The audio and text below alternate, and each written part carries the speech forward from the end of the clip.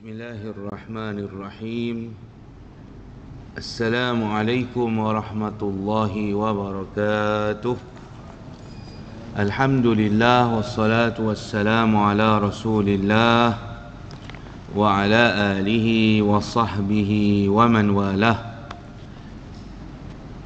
Rabbi shrah li sadri wa yassir li amri wahlul 'uqdatam min lisani yafqahu qawli, amma ba'd.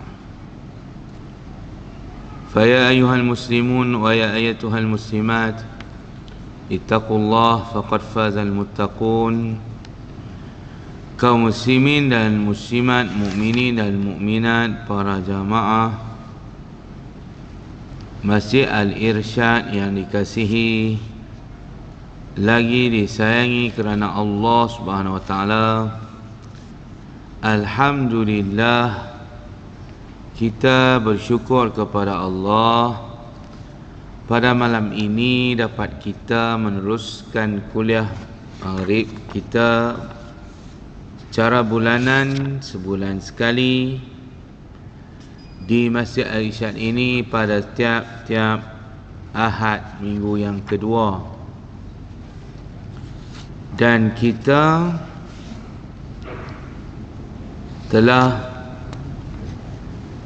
menggunakan kitab Nasihat Agama Wasiat Iman Nawawi, iaitu kitab karangan Habib Abdullah Al-Haddad rahimahullahu ta'ala anhu,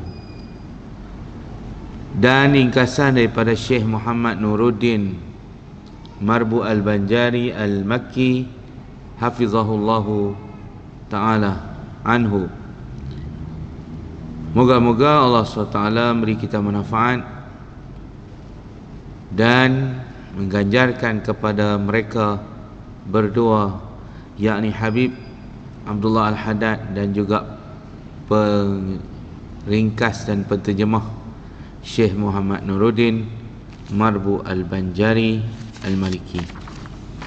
Kita berdoa Allah Ta'ala tambahkan kita dengan taman hidayah dan taufiknya, ganjarkan kita dengan ganjaran pahala yang sebanyaknya, mengampunkan dosa-dosa kita, mengangkat darjat kita, mengangkat mudarat daripada menimpa kita, dan Allah Subhanahu wa taala memberikan kita keafiatan, keselamatan, kesihatan yang betul-betul yang sempurna untuk diri kita, agama kita, dunia kita dan akhirat kita, insya-Allah.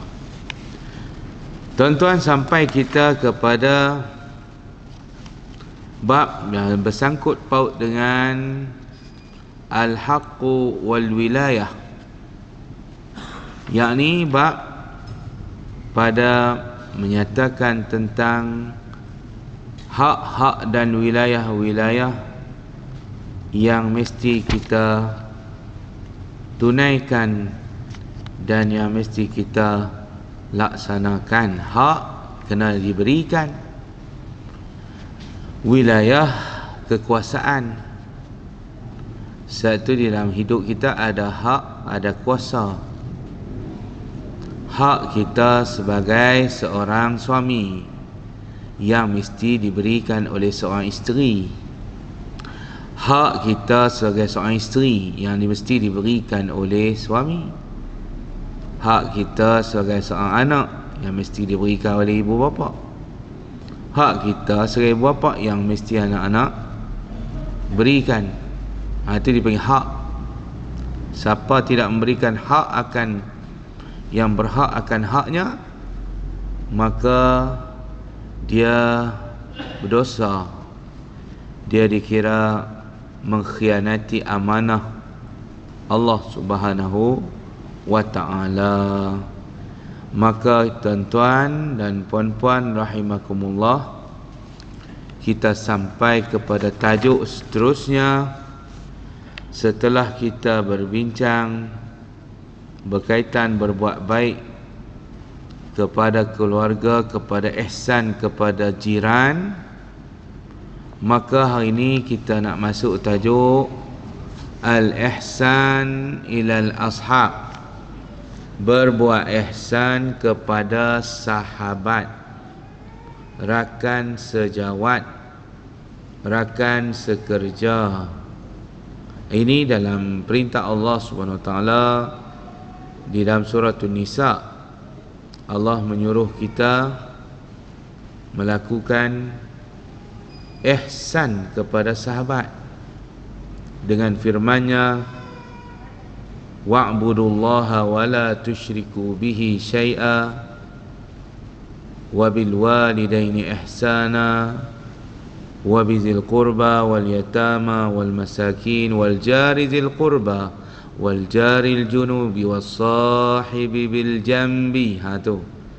Was sahibi bil jambi, rakan sejawat, rakan sebelah. Jambi itu sebelah. Jadi makna rakan sejawat, sejawatan, sepangkat, sepejabat. Gitulah maksudnya. Lepas buat baik ke jiran, Allah perintah kita berbuat baik kepada sahabat, rakan sekerja. Ni dalam ayat tu lah, was-sahibi bil jambi, kena ayat surah An-Nisa 36. Ayat 36 surah An-Nisa. Dia tulis dalam ayat tu, tuan-tuan, dia ikut martabat dia.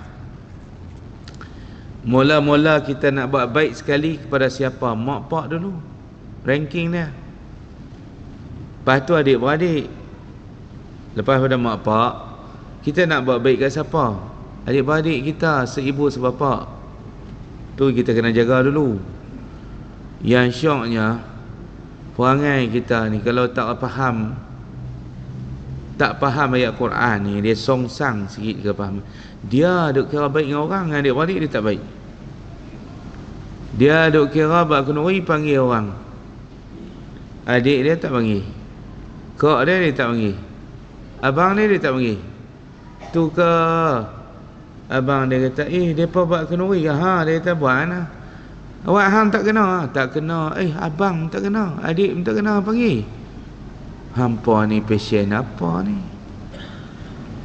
Orang lain buat kenuri, nombor satu sekali kita panggil ialah adik-beradik kita lah. Mesyuarat, bawa pi berombongan, pi minang anak kita, mesti kita bawa mereka adik-beradik. Kalau ada tujuh orang tu kita ajak, jom anakku nak menikah dengan orang Johor, jom kita pi. Pakat pi semua 7 biji kereta paling kurang. Tu tak termasuk anak-anak lagi. Kadang jadi 14. Penuh rumah orang. Pasal apa? Tunjuk kata kita ni bersolidariti, berpadu, bersatu. Nak pi ambil anak orang, kita tunjuk kita ni, keluarga kita semua pakat tahu. Ni menantuku, bakal menantuku orang Johor. Maka Pak Yang tahu, Pak Lang tahu, Pak Su tahu, Pak Ndak tahu, Pak Teh tahu, semua tahu. Ni kalau ada buat pasien, tak erti nak jaga hierarki dan juga ranking. Hak nak kena buat baik siapa dulu. Dia seronok pergi buat kenuri jamu orang, adik sendiri tak jamu, abang sendiri tak jamu. Tiada makna kenuri tu. Tak jadi apa kenuri tu. Dia jadi berdosa balik. Pasal apa berdosa balik? Pasal kerana bagi berkelahi, putus, terasa hati, kecil hati abang, kecil hati adik, kecil hati nu, kecil hati ni. Sebab kerana apa? Kerana berasa satu tamparan bagi kita sebagai abang, bagi kita sebagai adik. Tak tahu abang kita buat kenuri, tak tahu adik kita buat kenuri. Malu besar bila orang lain yang bukan adik-beradik tahu, sedangkan kita adik-beradik tak tahu. Jangan ada buat perangai macam tu. Ini perintah Allah, bukanlah buat main. Bukan perintah daripada Perdana Menteri. Ni perintah daripada Allah ni. Nombor satu apa dia? Wabil walidaini ihsana. Nombor satu, buat baik ibu bapa dulu. Nombor dua, nak buat ihsan kat siapa? Wabizil qurba. adik-beradik yang dekat. Pupu-pupu tak panggil, tak apa lagi. Panggil adik-beradik. Panggil tak panggil anak-beranak. Nah, itu lagi bagus. Jadi tuan-tuan, lepas pada dia susun tu, Tuhan susun ikut tertib. Tuhan susun dalam ayat 36 An-Nisa. Cuba tuan-tuan tengok ayat tu, dia ikut tertib. Kita kena buat baik tu ikut tertib tu lah. Yang utama diutamakan, yang kedua dikeduakan, yang tiga diketigakan, yang empat dikeempatkan. Jangan duk langkah tak tentu arah.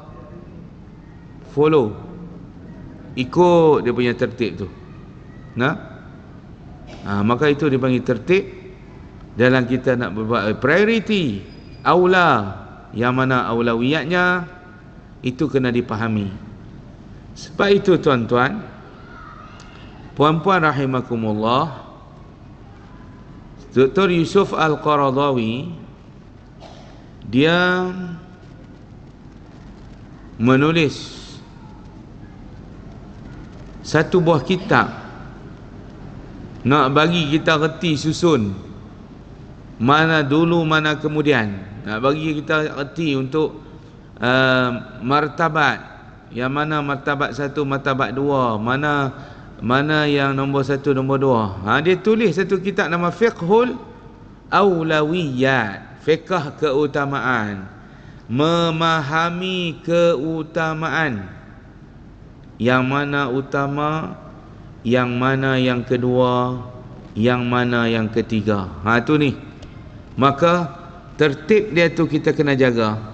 Satu dalam ayat ni dia susun ikut tertib. Jangan kita langkau tertib. Yang patut kita jaga, kita tak jaga.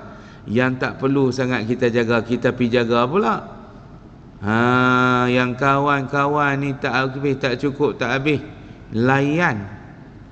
Yang adik-beradik dia buat tak sudi saja. Tak betul lah tu hang. Salah dari segi beragama, salah dari segi berbuat baik, salah dari segi ihsan yang tidak menepati syariat. Lepas pada dia susun tu, yang seterusnya lepas pada jiran, yang kita kena jaga juga dalam hidup kita ialah sahabat. Maka Nabi SAW bersabda, dia wamai satu hadis menyokong tajuk ini. Lepas dia wamai ayat tadi 36 surah An-Nisa, wamai pula satu hadis sebagai rujukan kita, iaitu Nabi SAW bersabda, khairul ashabi khairuhum li sahibihi. Sebaik-baik sahabat ialah sahabat yang paling baik kepada sahabatnya yang lain. Yang kedua, wa khairul jirani khairuhum li jarihi. Sebaik-baik jiran ialah yang paling baik kepada jirannya yang lain. Ini menunjukkan berlomba-lombalah untuk berbuat kebaikan. Kerana hari ini kita bersaing, berdaya saing. Sainglah dengan saingan yang sihat. Nabi anjurkan supaya kedua-dua sahabat, kalau ada dua orang sahabat, pakat-pakat berbuat baik, berbuat ihsan. Tidak sebelah pihak saja. Pakat-pakat berlawan dalam perkara yang baik untuk menjadi sahabat yang terbaik. Untuk menjadi sahabat yang terbaik. Di antara, kalau dua lah, pakat-pakat sanggup berkorban, pakat-pakat sanggup ambil berat, pakat dah dua orang ni pakat tolong menolong, sayang menyayang, kasih mengasih, membuktikan, menunjukkan dengan bukti-buktinya, menjaga keakraban, jaga perhubungan, jaga hati antara satu dengan yang lain. Itu semua dua-dua akan jadi sahabat yang terbaik lah di sisi agama lah. pakat dua-dua, pakat jaga. Kita bila dah tahap sahabat ni, kita masing-masing menjaga hati dan perasaan masing-masing. Kita kenal sahabat kita suka dan duka. Kita tahu apa dia yang suka, apa dia yang dibenci. Yang dia suka kita buat, yang dia tak suka kita jangan buat. Gitulah. Di antara satu, dia bukan saling, bukan satu hala nah, tetapi dia mesti dua hala, saling, kesalingan. Nah, baik. Fadlul mahabbati fillahi walillahi ta'ala. Pada menyatakan kelebihan kita berkasih sayang kerana Allah dan pada jalan Allah. Al-hubbu fillah itu kasih sayang pada jalan Allah. Satu lagi al-hubbu lillah, kasih sayang kerana Allah. Wa aslu suhbati sidqul mahabbati wa safa'il mawaddah. Permulaan, asal usul kasih sayang itu ialah dia bermula daripada benaknya cinta, bukan main-main, bukan buat-buat, betul-betul punya kasih, betul-betul punya kasih kita kepada dia tu. Itu dipanggil mahabbah. Dia bermula daripada kejujuran kita, memang jujur betul kita mencintai dia tu, mengasihi sahabat kita tu. Bukan buat-buat, bukan lakon-lakon, memang betul-betul dari hati. Allah campak mai dalam hati kita rasa kasih kepada sahabat kita tu. Nombor dua, wasafa'il mawaddah, sucinya kasih sayang di antara kita, bukan kerana yang lain, kerana Allah.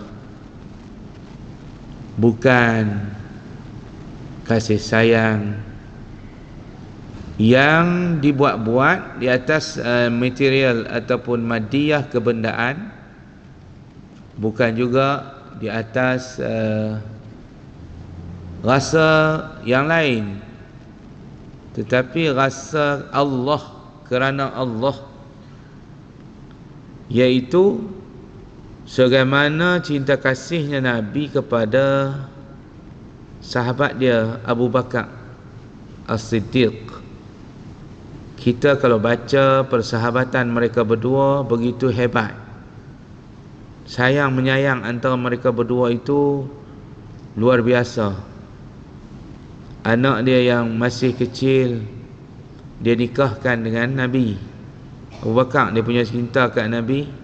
Anak dia Aisyah belum balik lagi, dia dah bagi kepada Nabi untuk dinikahkan.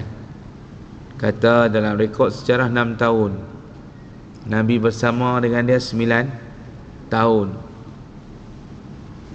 Mana ada seorang sahabat kalau dia tak yakin dengan sahabat dia, kalau dia tidak betul-betul percaya kepada sahabat dia, dia tidak akan bagi. Begitu juga Nabi dengan sahabat dia yang lain. Osman, dia ambil buat menantu, bagi anak dia perempuan. Anak dia 2 orang, mati seorang, ganti seorang lagi.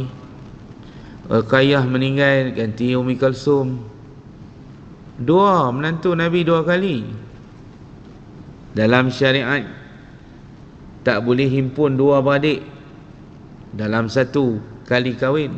Himpun 2 tak boleh. Ganti tak apa, ganti tikak dipanggil, ganti salin tikak. Begitu juga tuan-tuan dan puan-puan rahimakumullah. Nah, sahabat dia yang lain, Ali, ambil buat menantu. Anak dia dikahwinkan, ada yang dia jadi menantu, ada yang dia jadikan sahabat dia pak mentua. Ini dia cara sahabat rapat. Dia jadikan daripada sahabat menjadi ahlul bait, ahli rumah.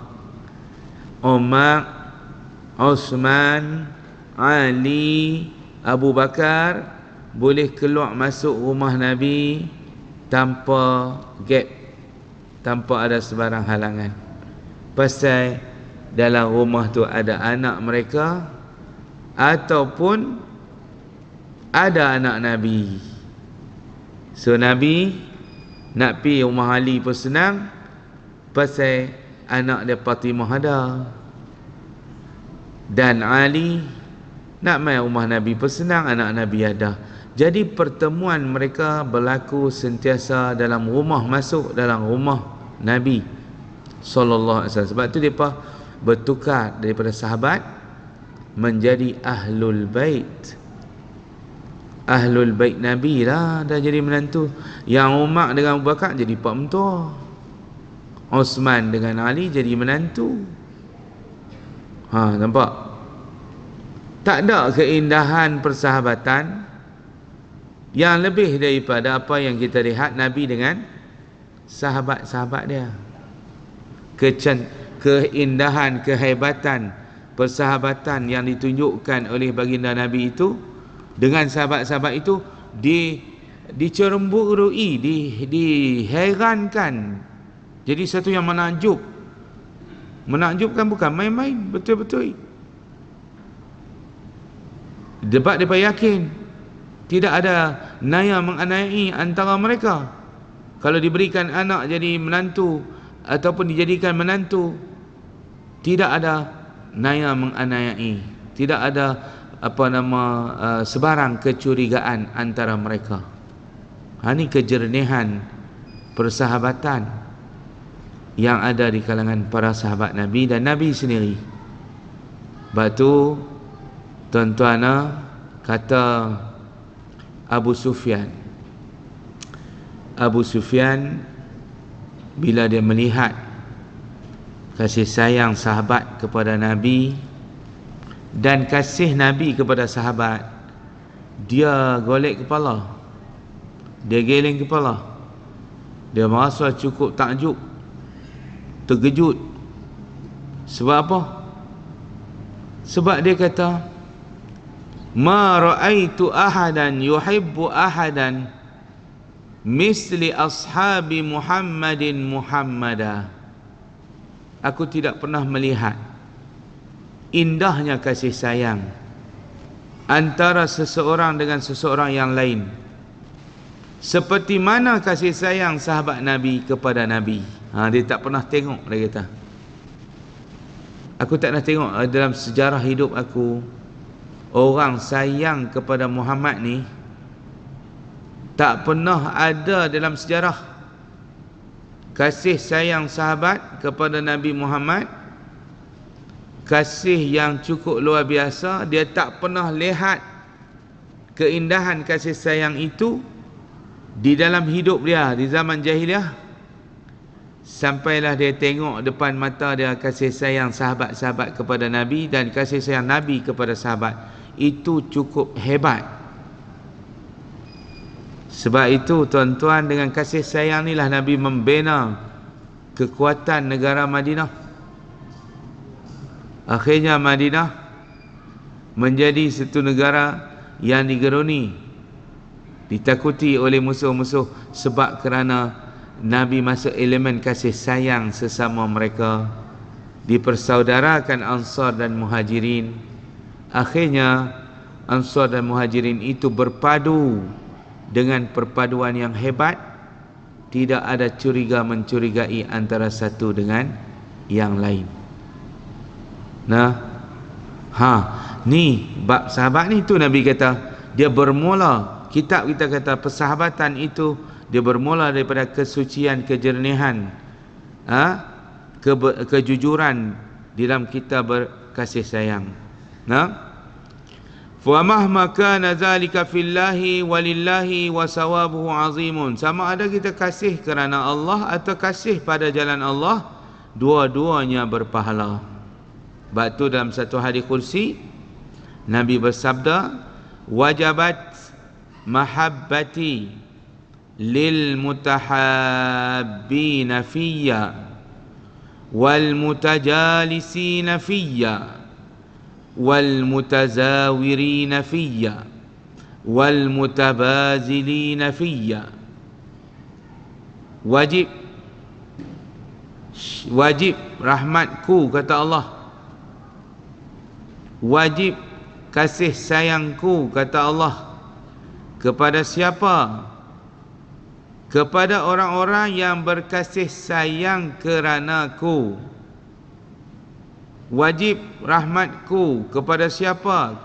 Kepada orang-orang yang berduduk dalam majlis-majlis kerana-Ku. Ni kita duduk dalam majlis macam ni kita duduk ni.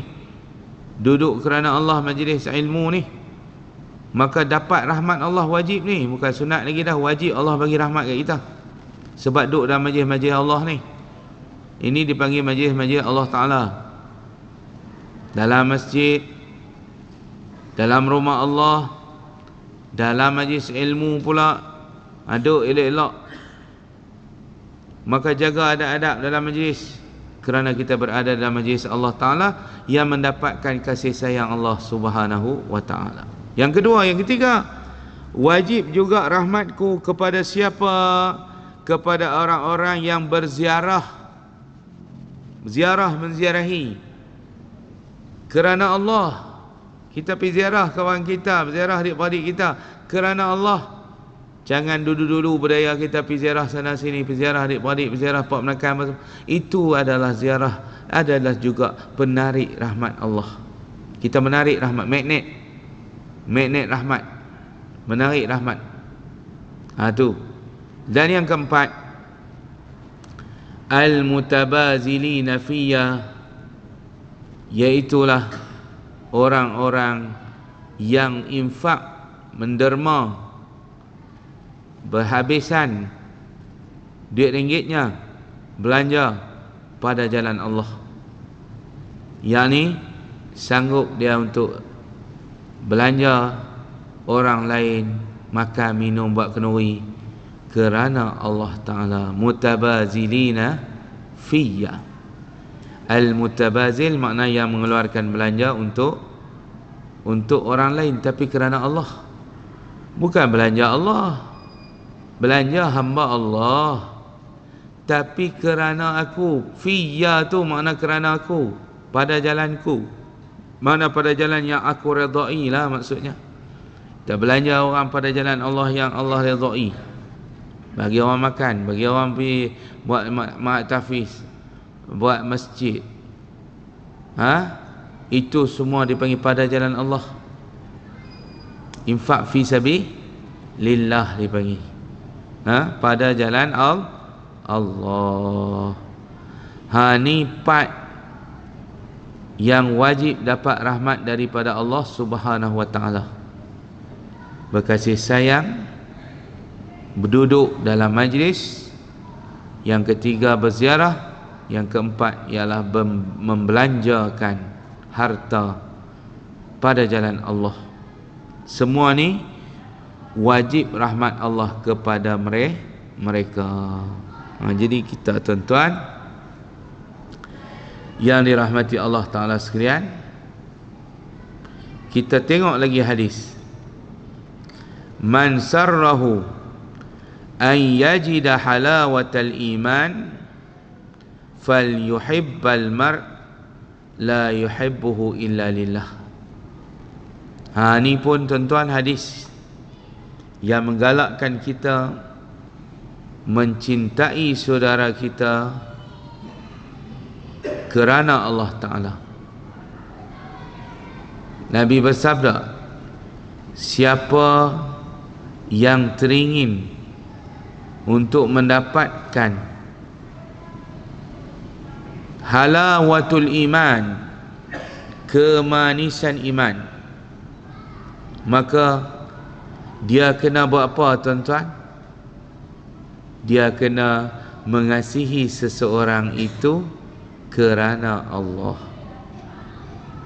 Bukan kasih sayang kepada seorang itu biasa-biasa, tetapi kerana Allah Ta'ala.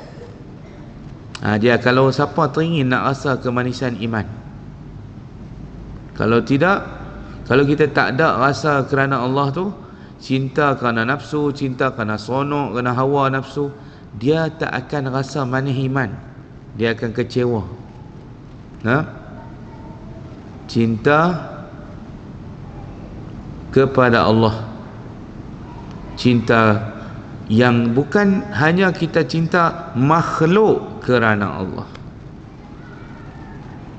Kalau cinta Allah SWT tu hablum minallah, ini hablum minanas, tetapi mesti masuk kerana Allah. Jadi bermakna kita akan tegur dia, akan marah dia bila dia buat salah. Tidak hanya semata-mata kasih sampai kita biar dia buat derhaka pun kita tak tegur. Tidak. Kalau kita cinta kerana Allah, kita akan tegur dia kalau dia buat salah. Kita tak akan biar. Anak kita sayang, tapi kalau dia tak ikut apa Allah suruh, kita sanggup rotan. Kita sanggup untuk melebamkan sedikit kulit dia, demi untuk dia untuk dididik, ditarbiah. Tu Nabi kata rotan 10 tahun. Rotan kalau dia tak mau semayang. Tu makna kasih kerana Allah. Tapi kalau dia terbiak, kesianlah anak saya jentik pun tak, tak semayang pun tak jentik, tak jentik biak dia letih, macam mana, kurang darah, ambil darah tak larat, maka biar tak semayang. Tak boleh, kena suruh juga. Tak boleh biar, kerana itu dikira cinta kerana nafsu. Kalau kita biar dia lawan Allah Ta'ala pun, kita buat macam mana, kesian Allah, nampak anak duk naik kapal laki perempuan bukan mahram, kita biar buat macam mana, tak boleh, kesian anak zaman lah ni, macam tu lah. Dia kata begitu pula dah, macam tu lah nak buat macam mana Ustaz. Janji mereka jangan buat benda pelik-pelik sudah. Tu pelik dah lah tu. Bila duk biar, tambah biar naik motor pula tu, naik motor. Lagi teruk lah. Yang tu dia kata, pasal apa tak tegur? Sayang kat anak. Tu bukan sayang tu. Tu maknanya nak bagi merosak, nak bagi melingkup, dia bagi. Nak bagi menjahanam. Tu bukan sayang. Sebab tu diletakkan kerana Allah. Maknanya kita berani marah, kita berani tegur, kita berani rotan, kita berani hukum, bukan kerana kita benci, tapi kerana Allah. Kerana sayang, itu sayang kerana Allah, lapik dengan kerana Allah, bukan kerana nafsu. Hak duk jadi banyak sayang ke anak kerana nafsu, tak tegur, dia biar. Lama-lama bukan jadi orang, jadi borang. Tu dia, kerana sayang ke anak. Piramli buat gambar dah, anakku Sazali. Dia kata kasih sayang ni kalau dia berikan berlebihan, dia jadi racun, dia bukan jadi ubat. Tapi tak tegur, tak apa, biar anak nak jadi borang pun tak apa. Maka itulah yang menyebabkan racun tahu tak, racun. Jadi anak dia ketua Samsing, Sazali tu. Lepas tu dia baru nak marah, baru nak tegur, anak dia kuat pada dia lagi. Anak dia ketua Samsing, anak dia nak balun dia balik. Dia terkejut dah waktu tu. Lalu anak dia marah. Dalam lakonan tu anak dia kata, ni lah bapak kalau tegur saya 20 tahun dulu, boleh jadi baik lagi. Sekarang dah 20 tahun dah jadi rebung, dah jadi apa dah ni. Dia kata baru nak rotan, saya boleh rotan bapak balik. Bukan bapak rotan saya. Kalau bapak nak rotan 20 tahun dulu, dia kata 10 tahun yang lalu, bukan sekarang. Dia tengok, dia percaya ke anak dia.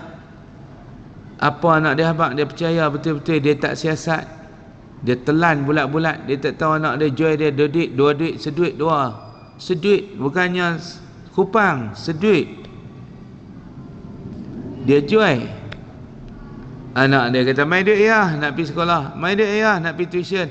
Syazali nak pergi beli buku, Syazali nak beli pembaris, Syazali nak beli pensel. Padahal duit tu dia ambil, dia pergi belanja kawan-kawan dia, joli kata, berhibur, bermain, berfoya-foya. Ayah dia percaya, orang main habak, dia marah kat orang. Anakku bukan macam tu, marah kat orang hak bagi report tu pula. Cikgu tegur, cikgu dia marah. Dia kata, cikgu jangan duk kata apa kat anak saya. Lama-lama cikgu pun buat tak peduli, biar pergi anak hang. Aku nak ajak anak hang bagi elok, hang marah, cikgu dia hantam. Dia punya sayang kat anak dia.